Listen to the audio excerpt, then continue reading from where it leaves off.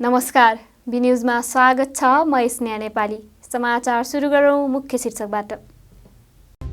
विश्व वातावरण दिवसको अवसरमा रेसुङ्गा बाल उद्यानमा वृक्षारोपण, वातावरण जोगाइराख्नु पर्नेमा सबैको जोड।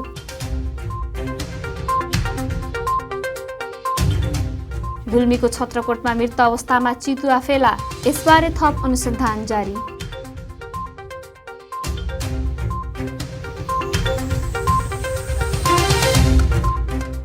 नेपालमा औसत समयभन्दा अगाडि नै मनसुन भित्रियो, देशभर फैलन 3 देखि 4 दिन लाग्ने।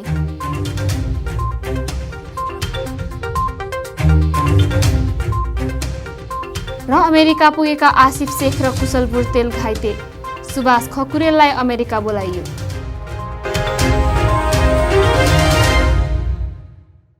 हामीसँग रंगीन जीवन बनाउनुहोस्। हामी तपाईको हरेक भावनाहरूलाई समेट्न सक्छौं। हामी एक जीवन्त, आश्चर्यजनक र अविस्मरणीय क्षण कैद गरी सुरक्षित राख्नेछौं। B television, Tamghas, Gulmi. कुनै पनि पार्टी, म्युजिक भिडियो छायाङ्कन, comedy serial, short movie, serial, club, आमा समूह, विद्यालय, अन्य सङ्घ संस्थाको कुनै पनि कार्यको भिडियो खिची बी टेलिभिजनबाट प्रसारण गर्न र एचडी भिडियो वर्षौसम्म सुरक्षित गर्नको लागि सम्पर्क गर्नुहोस्। साथै विवाह, इन्गेजमेन्ट, बच्चाको फोटो भिडियो, पास्नी, घरमा हुने अन्य पूजापाठ, व्रतबन्ध, अन्य धार्मिक कर्मकाण्डहरूको भिडियो खिची क्षणहरू कैद गर्नु परे हामीलाई सम्झनुहोस्। उच्च स्तरीय प्रविधिको प्रयोगबाट भिडियोग्राफीको लागि सम्पर्क। समाचार मिडिया नेटवर्क प्रणाली, बी टेलिभिजन एचडी, रेसुङ्गा नगरपालिका 8, लाकुरी मञ्च, तमघास, गुल्मी। फोन नम्बर 9857 64 833, 98473 89 115 र 98475 23026, जहाँ जहिले पनि हामी एकल फोनको प्रतीक्षामा छौं।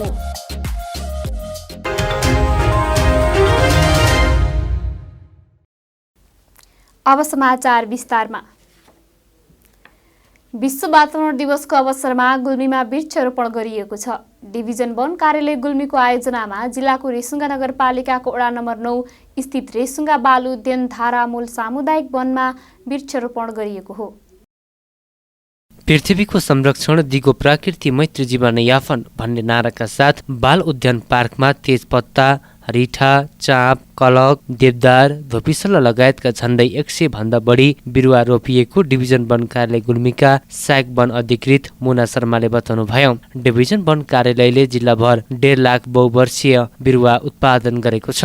वृक्षारोपण सिजन सुरु भएकाले अब अन्य क्षेत्रमा पनि वृक्षारोपण गरिने शर्माले बताउनु भयो। विश्वमा विभिन्न किसिमका वातावरणीय समस्या झेल्दै आइरहेको छ। जलवायु परिवर्तन भइरहेको, पृथ्वी तात्दै गइरहेको, वन विनाश तीव्र रूपमा भइरहेको, मानवका लागि पृथ्वी बस्न योग्य नहुने हो कि भन्ने किसिमको समस्या उत्पन्न हुन थालेपछि आजको दिनलाई विश्व वातावरण दिवसको रूपमा वृक्षारोपण गरेर मनाउन थालिएको हो। पछिल्लो समयमा विकास र विभिन्न कारणबाट वातावरणमा असर पर्दै जान थालेकाले यसलाई जोगाइ राख्न सबैले ध्यान दिनुपर्नेमा निमित्त प्रमुख जिल्ला अधिकारी हरिप्रसाद गैरीले बताउनु भयो। मानवले प्रकृतिको दोहन गर्नाले विभिन्न संकट आइलाग्ने गरेकोले त्यसको अन्त्यको लागि बोट बिरुवा रोप्न र यसको संरक्षण गर्नु आवश्यक रहेको गैरीले बताउनु भयो। आजकोमा हामीले केही बिरुवा लगाएर एउटा सन्देश र हाम्रो परिवारबाटै फोहोरका कुराहरू, वातावरणका कुराहरू परिवार घरबाट सुरु गर्नुपर्छ र विश्व नै यसबाट प्रभावित हुन्छ भनेकै कारणले हामीले दिवसको रूपमा यसलाई मनाएर हामीले सबै समुदायलाई एउटा सन्देश मात्र दिन खोजेका हौँ। एक्लो प्रयास र 2-4 बिरुवा लाउँदैमा सम्पूर्ण वातावरण बन्छ भन्ने कुरो त होइन, तर सम्पूर्ण समुदायहरूले यो सन्देश र हाम्रो वातावरणको बारेमा महत्त्व बुझेर यसलाई हामीले अगाडि बढाउन सक्यौँ र यसको संरक्षण गर्न सक्यौँ र सबैले यसलाई सोच्न सक्यौँ भने साँच्चै विश्व वातावरण मैत्री नै बन्छ। मानवले प्रकृतिको दोहन गर्नाले विभिन्न संकट आइलाग्ने गरेकाले त्यसको अन्त्यको लागि बोट बिरुवा रोप्न र संरक्षण गर्न आवश्यक रहेको रेसुङ्गा नगरपालिका वडा नम्बर 9 का वडा अध्यक्ष कृष्ण पाण्डेले बताउनु भयो। डिभिजन वन कार्यालय गुल्मीका प्रमुख प्रभात सापकोटाले वातावरण स्वच्छ राख्न सबैले आफ्नो ठाउँबाट सहयोग गरे सुन्दर स्वच्छ वातावरण राख्न सकिने उहाँले बताउनु भयो। विश्व वातावरण दिवसको अवसरमा सबैले आफ्नो खाली ठाउँमा वृक्षारोपण गर्नुपर्छ भन्ने उद्देश्यले वृक्षारोपण गरिएको सापकोटाले बताउनु भयो। सबै वातावरण संरक्षणमा संलग्न छौं भन्ने उद्देश्यले सबैले एउटा एउटा बिरुवा रोप्यौं भने सांकेतिक रूपमा वृक्षारोपण गरिएको उहाँले बताउनुभयो। मानवको बस्ती विकाससँगै विभिन्न कारणले वातावरणीय क्षेत्रमा असर पर्दै जान थालेकाले संरक्षणमा सबैको ध्यान पुग्न जरुरी रहेको उहाँले बताउनुभयो। स्वच्छ वातावरण स्वच्छ सुन्दर रहे हामी रहने हुँदा आफ्नो भन्दा पनि हाम्रो लागि वातावरण जोगाउन यसलाई संरक्षण गर्नु आवश्यक रहेको सापकोटाको भनाइ थियो। तर प्रत्येक व्यक्तिले सानो मात्रै क्रियाकलाप जोगाउनको लागि गर्यो भने यसले ठुलो प्रभाव चाहिँ पार्छ संसारभरि नै। हामीले एउटा बिरुवा रोप्यो भने लगभग 7.5 अर्ब बिरुवा चाहिँ संसारभरि रोपिन्छ भने यसले ठुलो अर्थ राख्छ। बिरुवा रोपणमा विभिन्न कार्यालय, सुरक्षा निकाय र स्थानीय जनप्रतिनिधि, पत्रकारहरूले विभिन्न जातका वृक्षारोपण गरेका थिए। गुल्मीमा जंगली चितुवा मृत अवस्थामा फेला परेको छ। जिल्लाको छत्रकोट गाउँपालिका वडा नम्बर 3 लुम्छामा खरबारीमा मृत अवस्थामा चितुवा फेला परेको जिल्ला प्रहरी कार्यालय गुल्मीका प्रहरी नायब उपरीक्षक माधव राज खरेलले जानकारी दिनुभएको छ। चितुवा के कारणले मरेको भन्ने खुलेको छैन। इलाका वन कार्यालय डिडीको टोली सो स्थानमा पुगी अनुसन्धान गरिरहेको डिभिजन वन कार्यालय गुल्मीका प्रमुख प्रभात सापकोटाले बताउनु भएको छ। मृत अवस्थामा फेला परेको चितुवालाई कसैले मारेको वा आफै मरेको भन्ने बारेमा अनुसन्धान भइरहेको छ। रूपन्देहीको रोहिणी गाउँपालिकामा भएको बस दुर्घटनामा मृत्यु हुने 9 जना मध्ये 6 जनाको शनाखत भएको छ।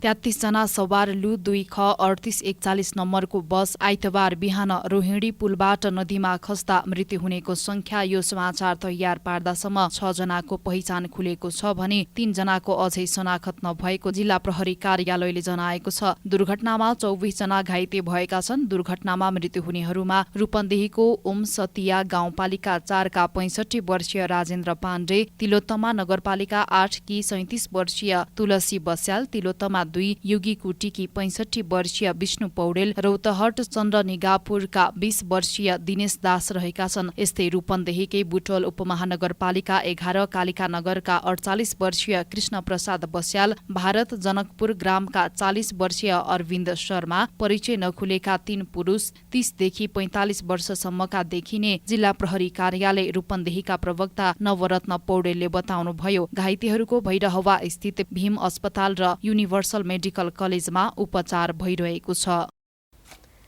नेपाल नागरिक उड्डयन प्राधिकरणले उडान योग्य तालिका फ्लाइट प्लान क्लियरेन्सका आधारमा मात्र उडान गर्न पाउने निर्णय फिर्ता लिएको छ। प्राधिकरणले प्राविधिक अध्ययन र आन्तरिक तयारी पूरा नगरी कार्यान्वयनमा ल्याउन समस्या भएपछि निर्णय फिर्ता लिएको हो। प्राधिकरणले 27 जेठमा आन्तरिक उडान गर्ने वायुयान कम्पनीहरूले विमानस्थलले दिएको फ्लाइट क्लियरेन्सका आधारमा मात्र उडान भर्न पाउने निर्णय गरेको थियो। 15 जेठमा पोखराबाट जोमसोम उडान गरेको तारा एयरको विमान दुर्घटना भएसँगै प्राधिकरणले 16 जेठमा उक्त निर्णय गरेको थियो। उडान गर्ने विमानस्थल, बाटोको मौसम इनरुट र अवतरण गर्ने विमानस्थलबाट मौसम सम्बन्धी अनुमति लिएर मात्रै उडान अनुमति प्राप्त गर्ने निर्णय प्राधिकरणले गरेको थियो। तर जल तथा मौसम विज्ञान विभागले इनकटको मौसम जानकारी गराउने प्राविधिक र उपकरण नभएकोले विवरण उपलब्ध असम्भव भएको बताएपछि प्राधिकरण पछि हटेको हो।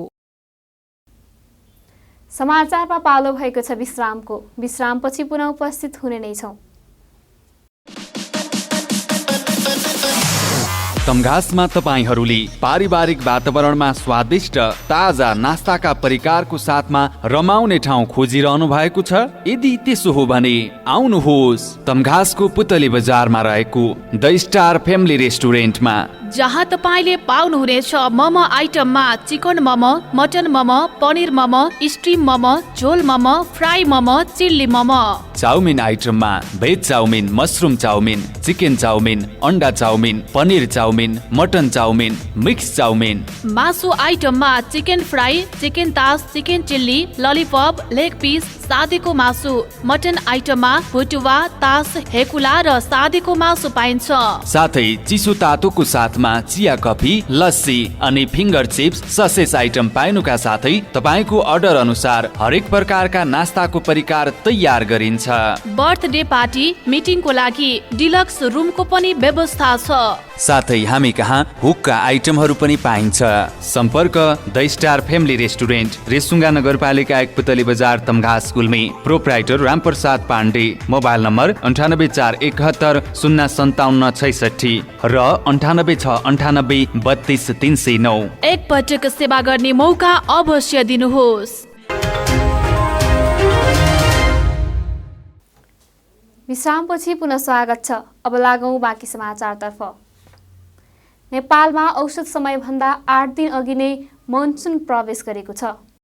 सामान्यतया जुन 13 तारिखलाई मनसुन भित्रने समय मानिन्छ। गएको वर्ष पनि औसत समयभन्दा अगाडि नै मनसुन नेपाल प्रवेश गरेको थियो। तर यसपटक भने पोहोरभन्दा पनि 5 दिन अगाडि नेपालमा मनसुन भित्रिएको हो। गएको वर्ष जुन 10 तारिखमा नेपालमा मनसुन प्रवेश गरेको थियो। जल तथा मौसम विज्ञान विभागको मौसम पूर्वानुमान महाशाखाका मौसमविद समीर श्रेष्ठका अनुसार आइतबार प्रदेश नम्बर 1 बाट मनसुनी प्रणाली नेपाल प्रवेश गरेको हो। पूर्वी नेपालबाट प्रवेश गरेको मनसुन देशभर फैलन 3 देखि 4 दिन लाग्ने श्रेष्ठले बताउनुभयो। गएको वर्ष मनसुन भित्रने बित्तिकै सक्रिय भएर देशभर लगातार वर्षा हुँदा आएको बाढी र पहिरोमा परि देशमा ठूलो जनधनको नोक्सानी भएको थियो। यो वर्ष पनि सरदर भन्दा धेरै पानी पर्न सक्ने मौसम पूर्वानुमान भइसकेको छ। मनसुन प्रवेश गरेसँगै सक्रिय हुने सम्भावना पनि धेरै रहेकोले सतर्कता अपनाउन मौसमविद श्रेष्ठले आग्रह गर्नुभएको छ। मनसुन बाहिरिने समय भनेको अक्टोबर 2 तारिक हो। नेपालमा वार्षिक वर्षाको झण्डै 80% वर्षा मनसुनको समयमा हुने गर्दछ। यस अगाडि मौसम पूर्वानुमान महाशाखाले नेपालमा मनसुन प्रवेश गर्न अझै 2-4 दिन लाग्ने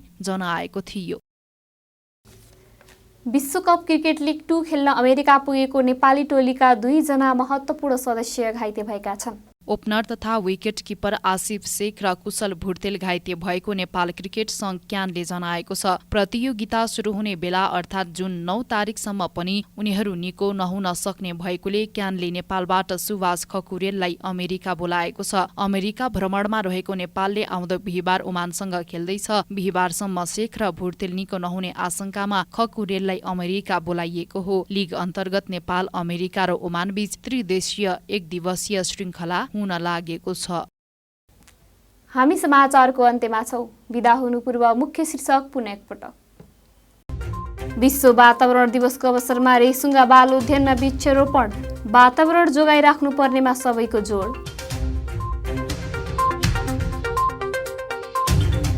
गुल्मीको छत्रकोटमा मृत अवस्थामा चितुवा फेला, यसबारे थप अनुसन्धान जारी।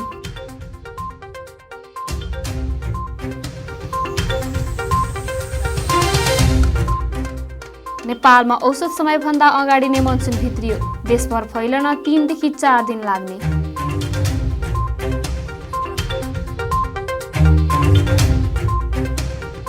र अमेरिका पुगेका आसिफ शेख र कुशल भुर्तेल घाइते, सुभाष खकुरेललाई अमेरिका बोलाइयो।